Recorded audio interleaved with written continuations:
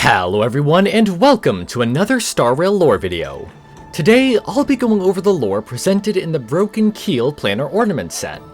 This lore tells us about the history of Thalassa and the Xianzhou Flagship Daiyu that crashed on its surface. Also, this video does contain spoilers for the quest listed on screen now, so if you haven't done those, you have been warned. Anyways, let's move right on and get into the video.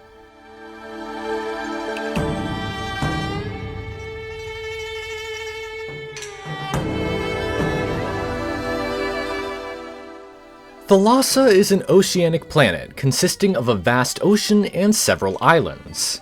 It is home to various species of fish, including a lightfish and a giant six-eyed flying fish. Land animals are native to this world as well, including a species of dung beetle and a creature known as a titanium terrapin. Additionally, this world is home to an intelligent amphibious aquatic humanoid race. They are said to have smooth skin, and over the course of their lives, they have both lungs and gills. During their younger years, they spend more time on land and use their lungs. As they grow out of their adolescent years, their lungs shrink and their gills appear, making them more suited for underwater life. Underwater, there are quite a few wonders as well, including cities and towns built by the native people. Soon enough though, they would have a new and absolutely gigantic structure under their waves. Long ago, the 9 Xianzhou Flagships set sail across the cosmic sea and began their long voyages. I've made a whole video about these flagships, but for today, I only want to focus on one of them. This ship would be the Xianzhou Daiyu, a flagship that isn't well known in modern days. As for why this is, the Xianzhou Daiyu would not be around for long and was actually the shortest lived of all the Xianzhou flagships. During the Lone Voyage era, the population of both the Xianzhou Daiyu and the Xianzhou Yuanxiao declined drastically due to attacks from the Viscorpus, a denizens of abundance race. As I've discussed in my aforementioned video on the Xianzhou flagships, the Yuanxiao managed to keep going for a couple thousand years more. However, the Daiyu was not as fortunate as its sister ship. Around the year 1200 star calendar, the Xianzhou Daiyu was irreparably damaged and breaking apart. Qingzhu, the leader of the Daiyu, decided to sacrifice herself and her ship to end the curse of the immortality plague. Not long after, the Daiyu would end up exploding during the campaign against the Viscorpus. Eventually, the remains of the fallen flagship would end up crashing on the oceanic world of Thalassa. The impact left a deep watery crater in the heart of the Insumousu Sea, and it was said that the world trembled for 7 planetary days after the crash. While some of the natives fled from the areas, others remained in their villages on both land and sea. They looked to the sky and watched the magnificent ship fall into the seas below. In time, this event would become known as the Divine Fall and would be celebrated by the Insumousu people as Divine Fall Day. Of course, the fallen Daiyu did cause a bit of trouble for the native people of Thalassa. The Insumousu people witnessed how their beloved homes were shattered by the fallen Xianzhou ship, but they didn't react poorly. In fact, they felt joy and elation towards the wreckage of the Daiyu. While their old homes may have been destroyed, they quickly found new homes in the remains of the fallen ship. It would be referred to as a celestial palace from beyond, and it remains a wonder of the world to this day. As time went on and living conditions improved though, many started to wonder about the origins of this mighty ship. They wondered who the people of the ship were and where exactly they initially came from.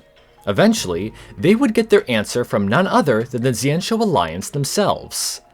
Thalassa would become a trade partner of the Xianzhou Alliance, and the people were finally able to learn the truth behind the Divine Fall. Of course, learning the truth about the Xianzhou Daiyu and its history also meant that the Insumousu people learned of the tragedy that led to the Divine Fall. They were told about the Viscorpus attacks and the sacrifice made by Qingzhu and the Daiyu. With this knowledge, the people respected the Daiyu even more, many even considering themselves to be a continuation of the Daiyu. What the Daiyu once followed, we should follow. What the Daiyu once fought against, we should also fight. With the truth revealed, the Insumousu people also added a new ritual to the celebrations of Divine Fall Day. They would dive into the wreckage of the Daiyu, searching for the remains of Xianzhou humans. After recovering these remains, they would inter them into star skiffs, before launching the skiffs into their world's star. Each of these skiffs would also be inscribed with beautiful Insumousu calligraphy that reads, "You should undo the ropes for drowned sailors. Don't cry. You can sail safely after my demise." Now, as I said earlier, many of the Insumousu people regarded themselves as a continuation of the Daiyu, wishing to fight against what the Daiyu fought against. At some point in the future, they would do just that. Sometime around year 7300 star calendar, Thalassa would be invaded by the Borisin, another denizens of abundance race.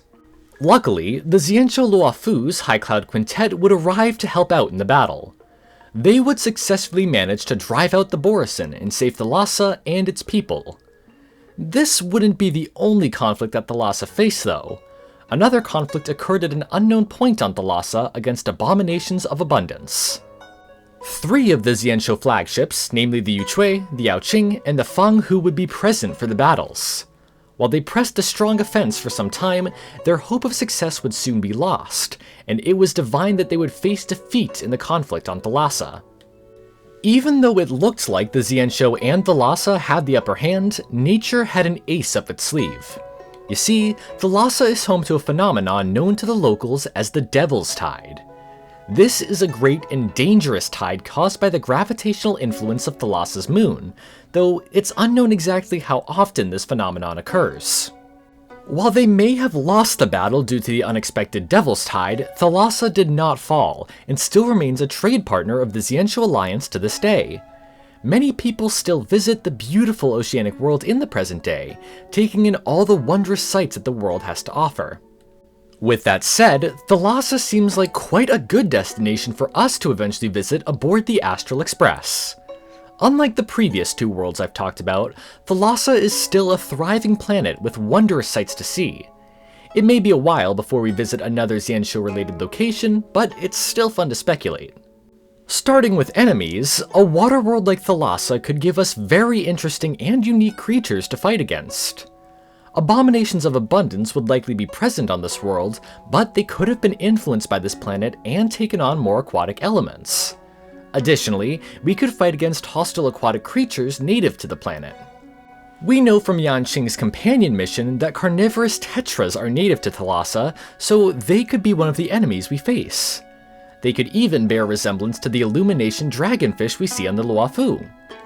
As for the paths we'll see on Thalassa, it will most likely be the Hunt and the Abundance.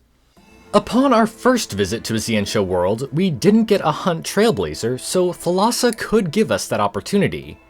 Even if we don't visit Thalassa soon, I'm sure that we will learn more about it as the story continues. The Xianzhou is coming back into the story spotlight in version 2.4, which will likely give us more lore on the Alliance and its allied worlds. Thalassa is one of these allied worlds, so there is potential for us to get a few more tidbits about it soon. We could even get a playable character from Thalassa at some point soon. We do know that we're getting characters from both the Xianzhou Yaoqing and the Xianzhou Zhuming, so the potential is there. Anyways, that's pretty much it for the lore of Thalassa and the fallen Xianzhou Daiyu. Oceanic worlds are one of my favorite types of worlds, so I really hope we can learn more about Thalassa soon. If you want more lore about Star Rail though, I recommend my videos on Glamoth, Izumo, and the Xianzhou flagships. With that said, I would love to hear what other bits of lore you'd like me to cover in the comments below as well. Anyways, that's it for this video. Thank you so much for watching. Sources and further readings are also in the description if you want to check them out. I hope you all have an amazing day, and I'll see you all in the next video.